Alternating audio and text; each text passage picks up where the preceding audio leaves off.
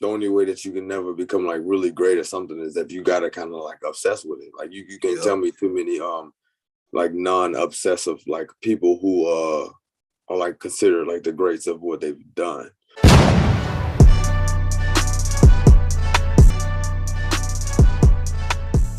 Okay, so what's up, everybody? Welcome back to the Scholarship Officers Podcast. It's Keem Shavers here, and again, I got another guest.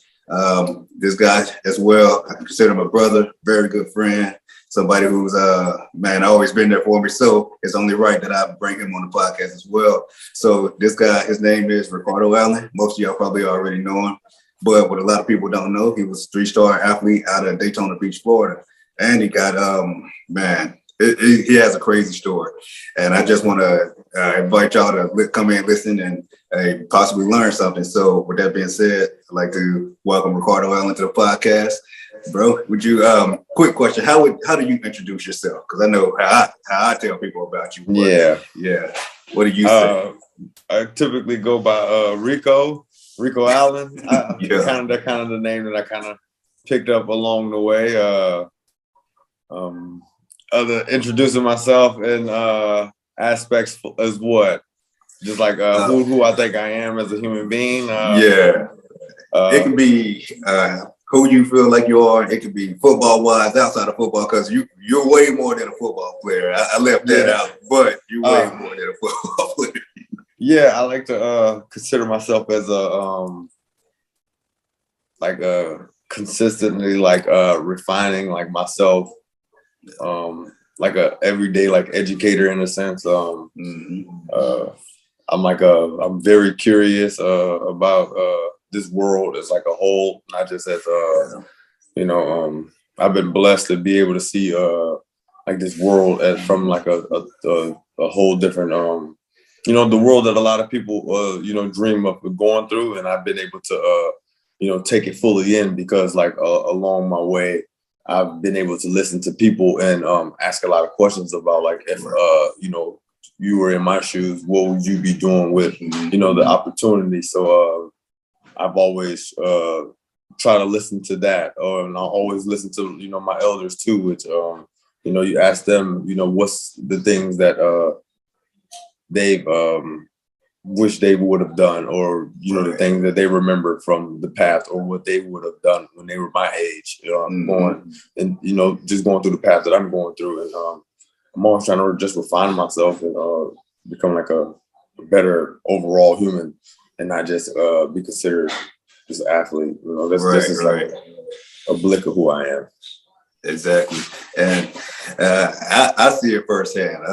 And I know because I learned a lot from you. So even though it's like it may be little bit nuggets and bits and pieces here, I'm like, oh shit, I ain't even know that. I wonder where bro come up with that at, but yeah, man. So I definitely understand you refining yourself every day, because every time I talk to you, it's like you done ascended to another level as well. So it's like, oh man, I gotta keep up. It's like, what is he reading now? It's like, man. But outside of that, man, I definitely agree that you're somebody who refines himself on a daily basis, and it's something that I see that a lot of people say you can't talk to me like I'm the same person from 5 years ago. I'm not even the same person from yesterday. So it's just like, and when I hear things like that, I think about you and Tunch, of course, and it's just like, man, yeah, I don't know a lot of people who are constantly trying to better themselves on a daily basis. So it's a blessing, yeah.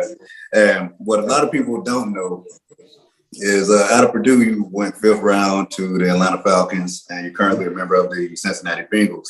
Yeah. And a lot of people see the Rico in the NFL and they think, okay, man, it must be nice. But a lot of people don't know that the whole journey leading up to the Rico that they see on Sundays.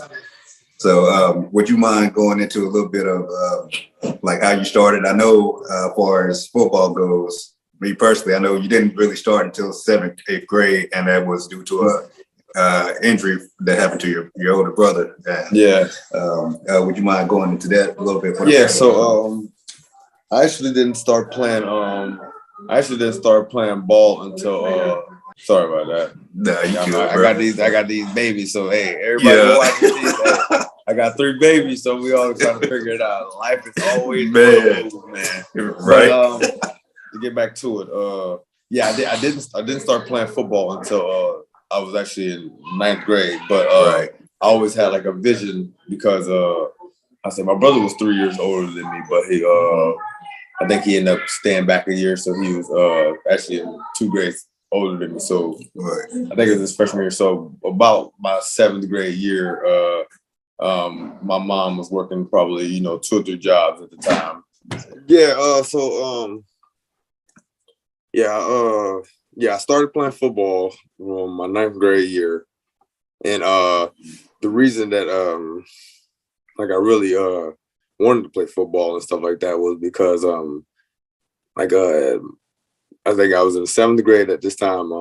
My brother was the first in my family to ever really go off of sports or ever really kind of try to do anything. And we'll be all right. Yeah. It's all good. No, it's all good. But he was actually one of the first people in my family to ever try to go out and actually do something. And right. And I was at home, and I was the youngest of 3, and I've always been a kid that always try to do things by myself. I never want to be a burden on anybody. So he came home from football practice. He had started playing football. It was his 9th grade year, and my mom was working, I think, at Walmart, and she was working in a sunglass factory. And they both came home, and I knew they was tired and stuff, but I was kind of hungry. I wasn't a kid that never really knew how to cook or anything. So they both had asked me hey, are you hungry? Do you want anything to eat or anything? I'm like, nah, I'm actually pretty good. But I actually was real hungry. So when they ended up going to sleep, I ended up trying to make burgers by myself. Right. And I ended up falling asleep. And I remember I was watching SpongeBob. I ended up falling asleep watching SpongeBob on the whatever, our sofa in our little dining room or whatever. Yeah. And then I remember hearing my brother wake up and call my name, and he, when I woke up and I ran in, he was putting the the pan with the grease because it started a grease fire. He was putting the pan under the water to try to put it out, and not knowing that you're not supposed to put grease fires out with water. Right. It ended up having a big flame and stuff, right. And giving him 2nd degree burns on his arm. So he had just started playing football, and I remember going to the practice with him the week that he had to tell the coach that he wasn't gonna be able to play because his arm had got burned. And right. I remember the coach had said to him, he was like, man, I was actually gonna put you in, this week on defense. So it was something. It was for me to hear he was just about to get his chance, get out there. I kind of dang, I blew it for him because I fell asleep and him trying to fix my mistake. Right. I ended up messing him up. So I always even as a young person, I've always believed, because my brother, he was a lot of people didn't really get to see him play sports or anything, but he was quick. He was pretty good. He was tough. He was probably one of the people I get my toughness from. So I knew he had a chance, and for me to take that away from him, I was kind of dang, I always kind of dreamed big. I was a big dreamer ever since I was little. Even I always thought that he probably had a chance to get us out of our situation at the time. We wasn't in the best situation, so.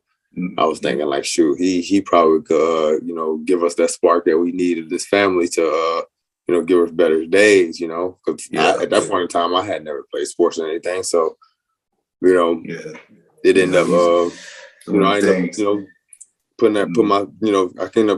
that on myself, and that's where my vision come from to, kind of be the one to make up for what I messed up. Yeah, that's deep. A lot of people don't understand how I guess that affects you at a young age, because you said having a big brother that's there, and he, you're looking up to him, you're seeing what he's doing, and it gives you a sense of comfort, saying, okay, big bro got me. And seeing that a simple mistake, can almost take that away from him. That changed you on the inside, and I can see that would like develop that drive and that hunger on your end, because just knowing you personally, I know how you think and how you react to certain things. And that's such a Rico thing to do, you know what I'm saying? Oh man, I messed it up for you, but I got you. You know, so you ain't gonna have to worry about it. And that's something that you just being the type of person, having the personality, you just want to take care of everybody and make sure everybody good. And that's just saying a lot. And this ain't even part of the podcast for real, but man, just getting a chance to know both of y'all is a tremendous blessing. And man, y'all lost him here recently, and that's sad. And I'm gonna try to throw in something like a little blurb or something for him on here, so at least let him live on through this a little bit, as long as it's posted, you know. Yeah, man. I don't plan on taking it down. So but I appreciate that, brother. Yes, sir, for sure. But man, with that being said, bro, on a lighter note, so you start playing in the 9th grade. You also played soccer, which a lot of people don't know. So how was the transition from soccer to football for you? Oh yeah, so I ended up. So I'm gonna just take you through football. Like, so going right when I started playing football, my 9th grade year, that was the first sport that I had ever played. Like I tried out for like track when I was like maybe in like the 5th or 6th grade or something like that, and it just wasn't my thing, boy. Running, them boys fast out there, boy. Fast. Yeah, them boys got some different things in their legs or something. It just didn't stick with me, man. It was like, I don't know. For some reason, I always like play like backyard football, throw them up, bust them up, all that kind of stuff. Like, I was classic. It just I always wanted to go play for our little Pop Warner teams out at Derbyshire Park. You know, kind of where I trained all the time. They always had really good Pop Warner teams, but we just couldn't never afford. My mom, we couldn't ever afford to like actually get out there and actually play. So like, the urge was there. It's just like we just could never afford it. So an opportunity didn't do it. Yeah, for sure. So it was a missed opportunity. But when I got, my freshman year, I started playing football, padded football. You realize it was much different than just playing like backyard football, And the only reason I actually got to play the regular season of my freshman football year was because like everybody who was so good, like my freshman year, they had a bunch of really good players. Like, we had a bunch of really good players, and they all got moved up to like junior varsity and varsity. Oh man! So it was back at the time when it still had freshman, JV, and varsity football. So like I actually got to play 8 games as a freshman on freshman football. We lost all the things, bro. But that's the thing is like that ended up like helping me, because like you start to realize that like a lot of it is about like starting to get the repetition and just actually getting the reps and stuff, because like at first it all seems fast because it's all like new to you, but like the more you do and the more you are out there, you're able to, it starts to like slow down and stuff. And like I was always like I've always been like a developmental kind of person. Like I've always been able to like find like a player that I believe is like maybe like a good player or something. And if I get a chance to go against them and stuff, I can like compare myself to the talent at that time. And then, maybe the next time I match up against them, I can like feel myself like, getting better and stuff like that. Right. So me starting at like a young age, I mean, not at a young age, but like I started like high school and stuff like that. It was like which still is a young age, but I picked up on that early. Like I wasn't very good my freshman year, and people used to beat me, a lot of the time. Like all the time I used to go, I used to like lose a lot of reps and stuff. But then like when I got my sophomore year, and I knew I was working on like just like the little refinements and maybe like my feet and stuff like that. I was able to test myself against the same people and realize that like I was able to like feel those jumps and stuff, and I kind of like fell in love with that, and that was So that's the thing. You were starting to see the results from the work you was putting in, and then that work just became like almost, I would say an obsession, because I was the same way. You know what I'm saying? Like I was like, oh, I go do this and I get this type of result. Boom, man, let me keep doing this. Let me how much better can I make myself? And that's one of the things I feel like a lot of kids don't do. it's like they just rely on what they can do, and they don't really, I guess, gauge it in a sense. And I mean, that's like another topic for another day, but a lot of kids But that's if you overlook want that. to try to take yourself. Yeah, sorry, I don't mean to cut you off, but like No, you I good. get what you're saying. But if you want to take yourself to another level, that's the obsessive stuff that you have to do, because it's a reason that it's very little people who last for a while in the NFL and stuff, because as a person, I believe that we all want to shoot forward to try to be the best, and the best at something, so it's like the only way that you can never become like really great at something is that you got to kind of like obsess with it. Like you can't tell me too many like non-obsessive like people who are like considered like the greats of what they've done. Right. You listen to all of them. You listen to Kobe. You listen to like you can see the little flashes of LeBron. He always working out and stuff like that. You see he one of the greats. You see MJ. You see Tom Brady. Like see they enjoy what they're doing and they love what they're doing. And even taking it from sports, you take it to Warren Buffett, you take it to Elon, you take it to Jeff Bezos, you take it to Apple, CEO, you take it to Tim Cook, you take it to like any of those people that whoever like really has taken it to another level that most people can't even imagine. Like you gotta have like an obsessive personality. So 100%. Some people take obsession, and when they hear the word, they always they put it with like a bad thing. Like a negative connotation to it. It's no, exactly. It's really not, especially if you try to do something, either you roll with it or you get out the way. It's simple as that. I truly believe that we all have like obsessive like traits inside of us. It's just it's where you put them. Are you gonna put them towards building yourself, or or are you gonna be like obsessed enough to go play 20 hours of Madden a day? Like you see these dudes with these 99 players on 2K and stuff like that. Like that takes time. That takes an obsession. Like that. That is that.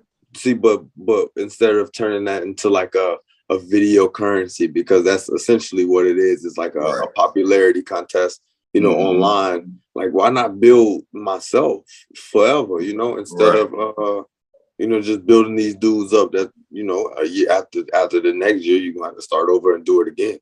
So it comes with a dedication. It comes with like a commitment. Like, why not just commit that to yourself in a sense? Facts. I feel that. And a lot of people, man, they overlook that. And after putting in that work and becoming obsessive and actually seeing yourself grow and get better, you move into your 10th grade year. And are you on junior varsity, or do you skip straight to varsity from the work that you were putting in? So my freshman year, at the end of those 8 games, it was 2 players that got moved up that was left. From the freshman year, it was 2 players that got moved up from the freshman to the varsity. And I ended up being one of those people. And I ended up not playing that for my whole freshman year. I was number 88. It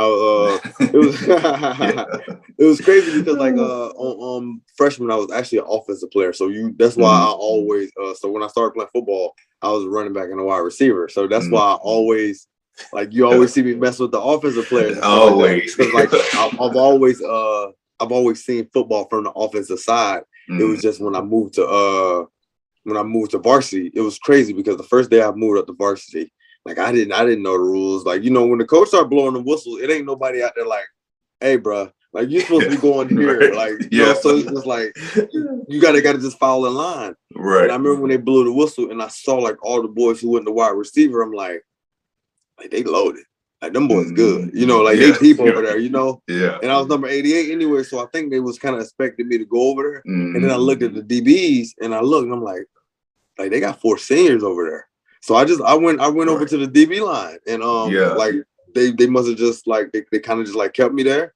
And I just like at first, man, it was tough being over there in the DB line all the time because like mainland high school, we had some players come out of there. We had a lot of like Division I like commits, a lot of people going, but they wasn't qualifying. So they wouldn't either qualify or they would go to college and like they was kind of like underprepared in a sense, so they came back. But like I was able to always go up against like some of the top tier players and stuff like that, and they always had like, so practice was real tough for me, like at a young age, but it always turned out to be like when things are like tough for me at the beginning, like if I can find a way to like make it through, and sometimes you don't think you're gonna make it through, if you can find a way to make it through, like it always turns out to be like for the better later on, you know. Right. Yeah, that makes sense. So sophomore year, I still didn't end up playing. I know I'd be going on these rabbit trails and stuff. But you good, bro. We always talking and stuff. But sophomore year, I still end up not really playing very much, but I felt myself get better. So I end up, I end up playing a lot on special teams and stuff like that. And my high school was like one of the places that it was enough good players that they didn't play like both ways. Like I know you knew of like Chevin. Like when I committed to Purdue, it was 4 of us that committed, and you knew OJ, who was like top talent, you know. Right. And we had players behind him like that was even like sophomores and juniors who was just like, you know, almost as good as him. Not at that caliber at that time, but like it wasn't like a lack of like talent on like the offensive side. And so my junior year, I still like I thought for sure that I was like, okay, like I done took myself to another level. I play hard on special teams. Like I done been rotating in a little bit on defense and like maybe the end of my sophomore year, just like little specks and never too much. Like if somebody went down, I was first up, you know.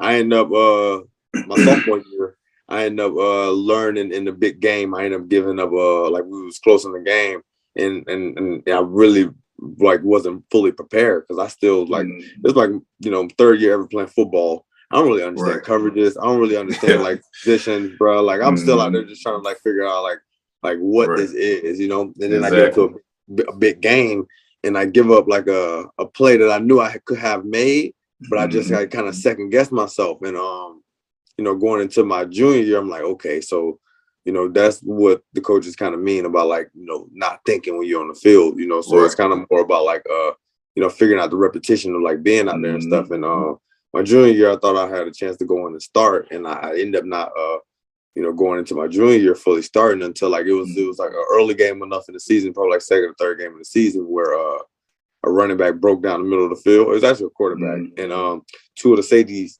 just kind of like got out of the way and just let him run for like a 60-yard touchdown. Yeah. And one thing about the coaches know that like I'm not gonna let nobody just like run on this field without getting exactly. Exactly. So like, one way or another. Like you might outsize me and all kinds of stuff, but like, bro, you run on this field, you gonna get hit, bro. Like I don't care. I might not win all of them, but man, hey, I see it every day. Sure. Every time I'm watching you, it's like you gotta make somebody feel you. Oh, you don't know I'm out there, boy. 100%. Man, bro. Go ahead. I was about to say, I remember in practice one day, man, we were doing inside run. We was at Monaco. I think it was DK. You know, he was it was either DK or Monday. They were pulling like we were running a counter or something. And I remember seeing you shoot down, and you got up under him good. Came up, wow. Hey, when I say this dude is 6'7", 300 pounds, you took him off his feet. I'm running behind him like, oh my God. You just do that. I did not expect you to do that to him, man. I'm gonna have to ask him about that. But bro, you know I'm gonna come with it. That's every play. But that's why I felt like you were so good, because the way you practiced was the way you played. It was no difference. So it's like, and a lot of kids, they don't do that these days. They too cool, man. It's like everybody wanna man, too many people won't be like, bro. Like I'm not like one of those people that like I don't really like I don't really do it to be like I am who I am because like this is who I want to be. Like exactly. At the end of the day, like I just want to be to like the fullest and like be happy doing that. And you know, I know every decision that I make, you know, like in anything, you know, if you know, you got some people in the world that are like apples. It's 50% of the world might say yeah, 50% might say no. You know, you're not gonna always be liked by everybody. You're not gonna always have the same views with everybody. I feel like I'm a respectful enough person, human being, no matter, what status I am in life, that naturally I don't step on people's toes and stuff like that. I kind of stay out of the way. So when I come to play, when I come to practice, like, it's serious. Like, I ain't out here just to like play around. Like, when I go against you, like, I'm trying to beat you, and it ain't nothing personal. It ain't nothing personal. It's just like when we step between these lines, dog. Like, this is what I'm here to do. Yeah, I'm trying to beat you. And I learned that from like, I always kind of been that person. Like, I always play hard, practice hard. Like, I ain't doing this in practice trying to take no ties. Like, nah. It's either you gonna beat me or I'm gonna beat you. Like, that's just like it. Like, this is how it goes. And like, I try to be a consistent person. So, like, when you know that you line up against me in practice, it ain't like, oh man, you was chilling last time and now you want to try to turn up and you trying to feel some type of way. Right. Like, every time I line up, bro, you better buckle your shit up. Sorry, my bad. You good, bro? Hey, you good. Like, yeah. Hey, that's real though. Like, yeah, you better buckle up. Because like I always say, like, it's, man, them wide receivers, but they ready to like do they dance, like, like they ready. As soon as they get a chance to do that dance on you, they gonna have you. Yeah, they gonna have you on the highlight. So like, when you get out here, bro, you got to get this work. Like, I'm not playing with you. Exactly. And I learned a lot that really also to another level when like, I got to practice against Julio a lot. I got to like see the way Julio goes. So like, these kids believe that you just gonna jog your way or cool your way to the top. It don't work like that, bro.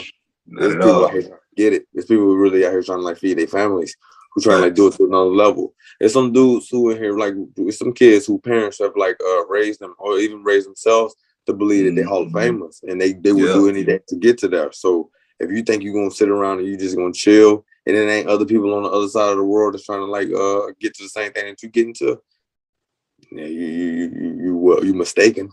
Like, you ain't fooling nobody but yourself. That's it. Yeah, a lot of kids don't get that, man. It's weird. Like, it's boys out here who feel like they don't have no other choice. You know what I'm saying? Hey, it ain't no other plans. It's the only plan. Not right. That's how I went into it. I'm pretty sure that's how you went into it. Yeah, I was like, shoot, this was it. Yeah. We didn't learn until later on in life that there's other options. But hey, for that time being, that was it. Nah, this everything that you fall to, and if you not like, man, we would be up at all different types of times of nights, just going on random runs, shoot, like, even to a point that, like, when we knew everybody was out there partying, we trying to sneak into, and work out and stuff. To the field house, yeah, man. It was like, man, it's people out there getting it, and I feel like, I truly believe that's the only reason I'm here.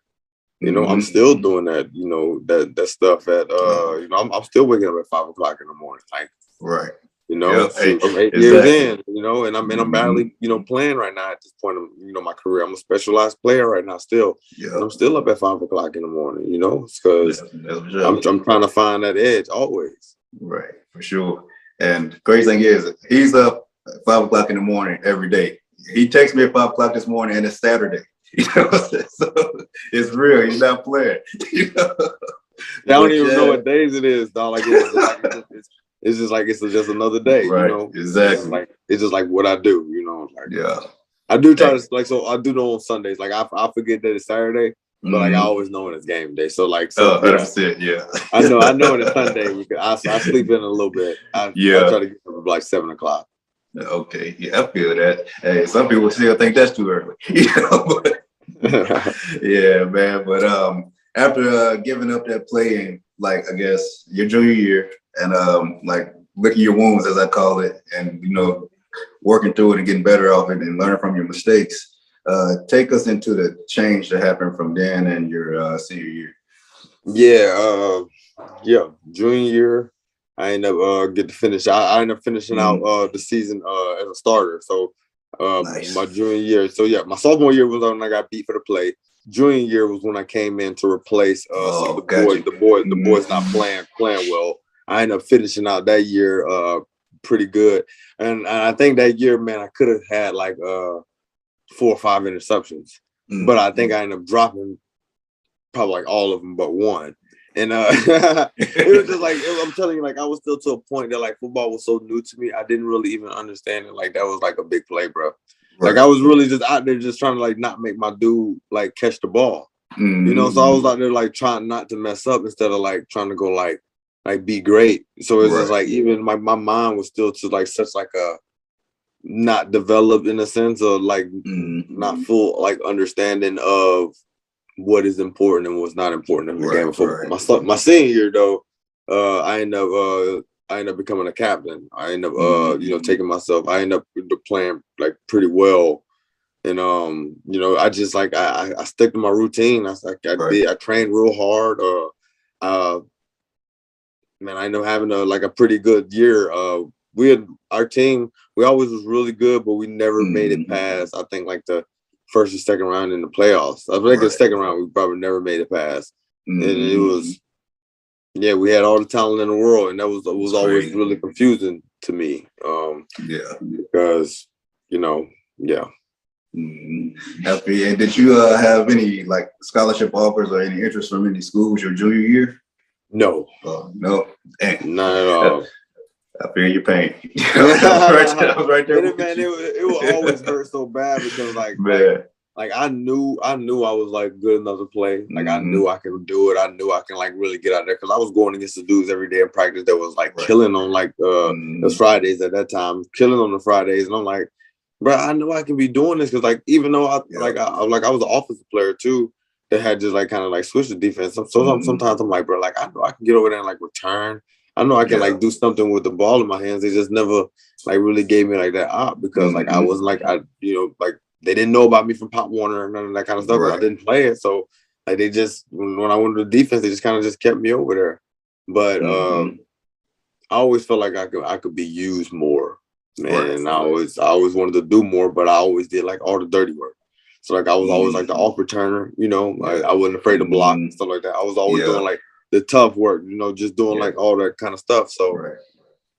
That kind of like helped give me like a good foundation because like I'm not afraid to, like me, I feel like I'm good enough player that I'm gonna make my plays, that I'm not afraid to allow like do the work for somebody else to go get theirs too, like all right. I enjoy blocking while somebody go crib some stuff. As long as we win, we all get a chance to get an eye from somebody. Yeah, that's for sure. That's for sure. And a lot of kids, they got so much pride these days. They don't even want to block or they don't want to be the off returner or like be a role player in a sense because everybody wants to be the guy. Yeah. But everybody can't be the guy. You know what I'm saying? Not every play. That's not how it works. Football. Yeah, exactly. It's only one football. And like going into coming out of your junior year with no offers, what changed as far as and you already knew you could do it, but when did you start to see the change in interest from schools?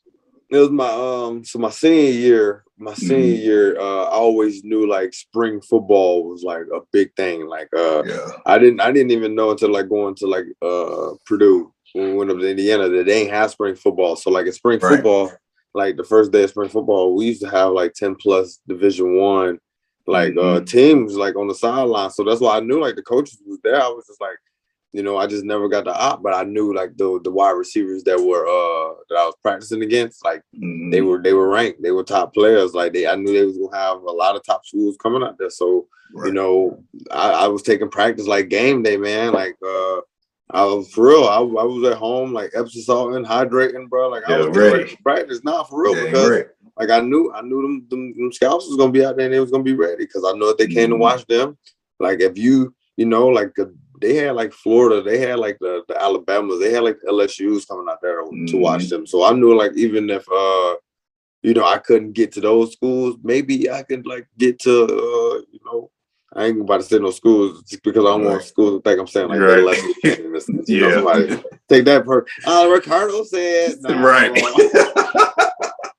You know it's gonna pop up. Nah, but they had top caliber schools. So I'm saying, like, am I even, shoot for the stars, shoot for the moon, fall with the stars kind of thing. Like, I was going out there and I was practicing hard, and I ended up, getting my, like, I wasn't really like, I didn't really get like no offers or anything from it, but I got a lot of people to like actually notice me on the radar. And then I think my senior year, I ended up having like a real good senior year. I had like a lot of tackles and stuff like that. That year I actually got, I think probably 3 to 5 interceptions. So like it was a better year, a much better year, man. And I ended up getting, offered by Purdue, which ended up being one of my earliest offers. Yeah, it's the same for me. The crazy thing is a lot of people probably know that you do have a podcast called All In with the Allens, and you dive into how you got to Purdue, far as like outside of like practicing hard at school when the scouts was there, and you actually had to do a little leg work on the back end too before schools actually started reaching back out. And so a lot of people think they just perform well and do good and it'll happen. But here you are, you're at a top school, school with a bunch of top athletes. You're playing well, you're doing your thing. It looked like you were ranked for ESPN the number 4 most physical cornerback in Florida at the time. Oh yeah, about that life. and you still had to like put yourself out there. Like how does that work? Yeah. I remember it was to a point that it was like mid of the season, and I still I was getting recruited, but I wasn't really getting like no offers. And it was to a point that like, man, my mom had actually it was around the time we still was rocking with CDs and stuff. They don't these kids don't know about CDs. Right, they don't. But I went on, and it was before like all this cool Apple cut up and all that kind of stuff, before Huddle and all that kind of stuff. I used to have to like take that stuff, download it on my computer, cut it up, make my own highlight tape, and I actually sent it off to like schools myself, and I was hoping that I would get like a call from some of those schools. And Purdue was actually crazy. Purdue was one of the schools I felt like I sent it to, and I wonder if they probably had their own film. But sometimes in my mind, I always think like, bro, why don't they actually like bumped into my little CD that I sent? Right. Sure, and yeah, man, it wasn't just like it came. I remember going to a camp after my junior year. I went to Miami camp. I went to Florida State camp. I remember going to those camps, and they all telling me that like, man, you can play, man. And we like you, but are you gonna get any taller? Oh man, yeah. Shoot, I'm over here thinking I'm waiting for that too. I hope. Exactly. Let me call them, because I feel like it's a little late. I'm still waiting on this until I'm 30 years old now. But so they will always ask me that, and that's something that Purdue ain't never even. Man, they knew who I was. They just they like the way I play ball. Right. They know I took it serious, and and that's the thing, man. A lot of kids let size and height and all that stuff get to them. Like, I understand it is a factor, but in the recruiting process, I would rather you go somewhere where you celebrate it instead of tolerate it. For real. Yeah, we'll bring you on, but we're gonna wait to see how you pan out. Nah, go somewhere where they happy that you there. Yeah, man, because everybody want to be cool. Like I told you, everyone want to be everybody want to be able to post. Everybody want to post on their social media how good they are. Everybody it's delayed gratification good, bro. You test yourself for some delayed gratification, man. You might not always be like where you wanted to, where you want to be at the point of time, but just work, put your head down. You're young, man.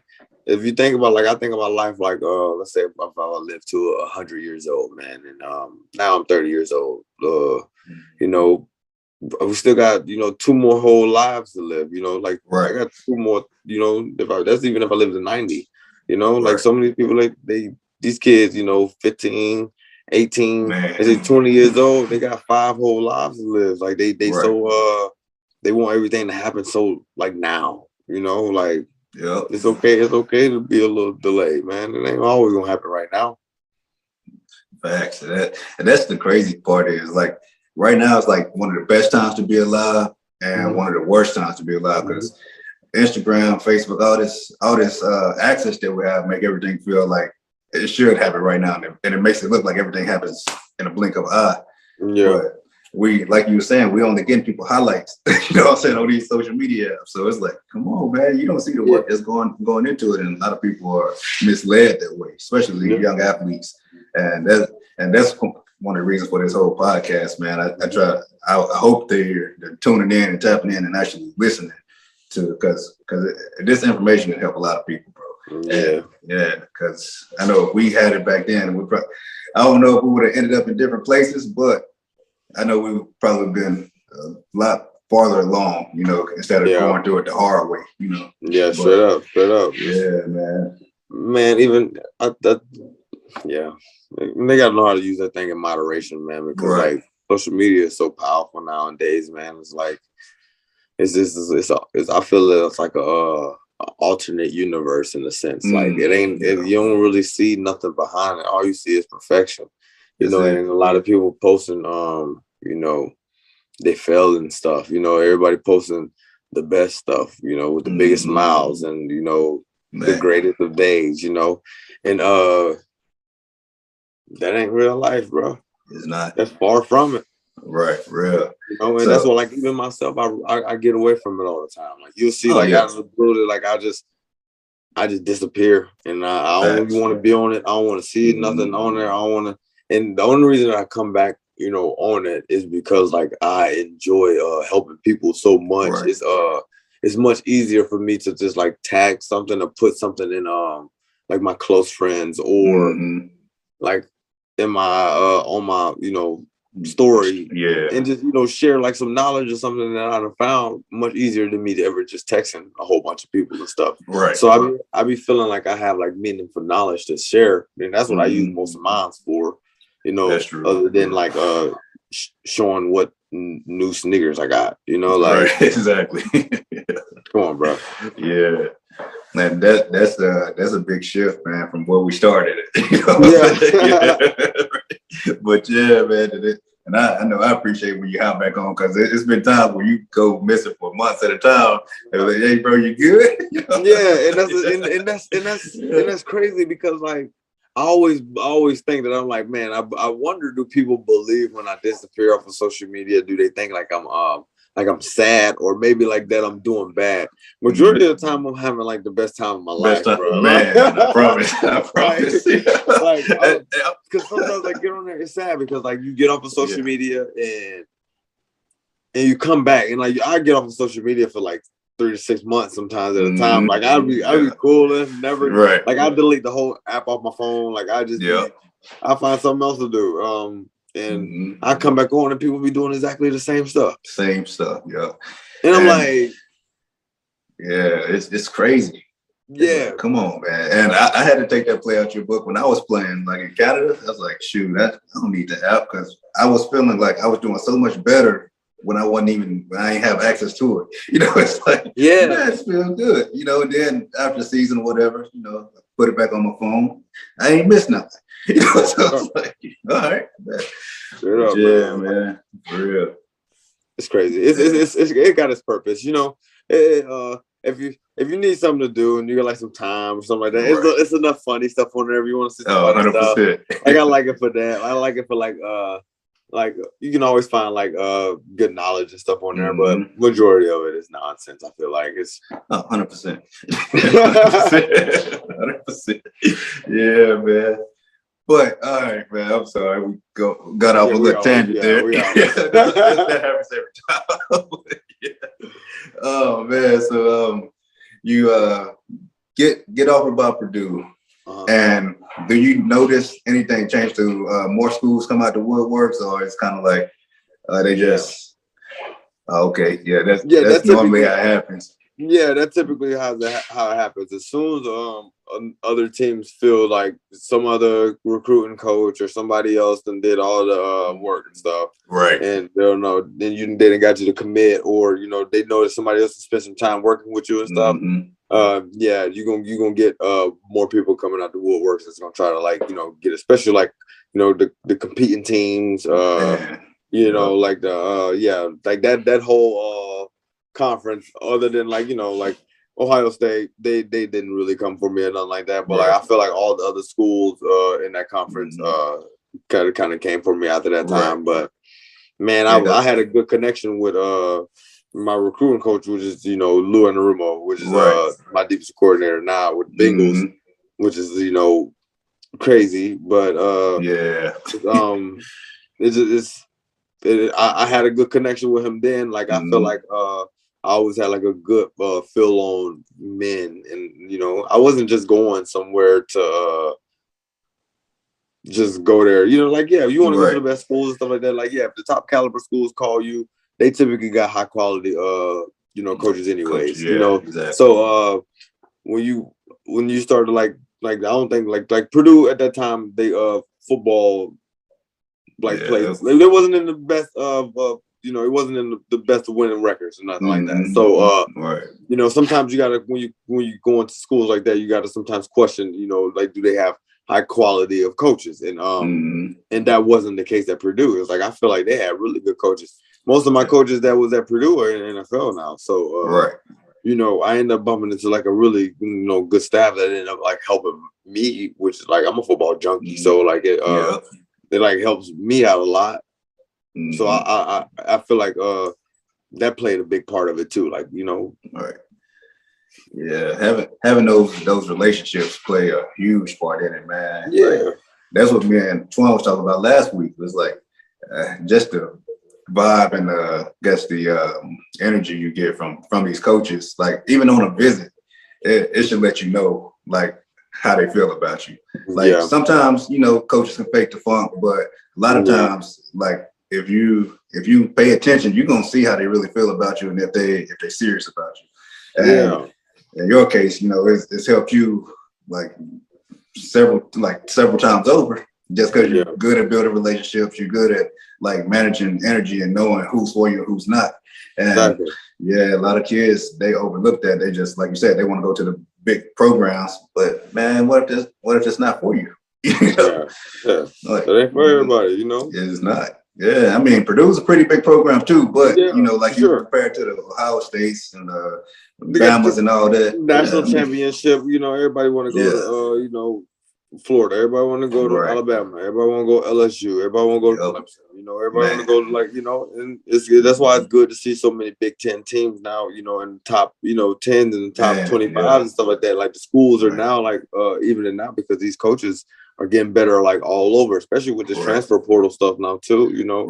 I think they should just go. I believe, me personally, the best thing you can try to want from a coach is just honest coaches, man.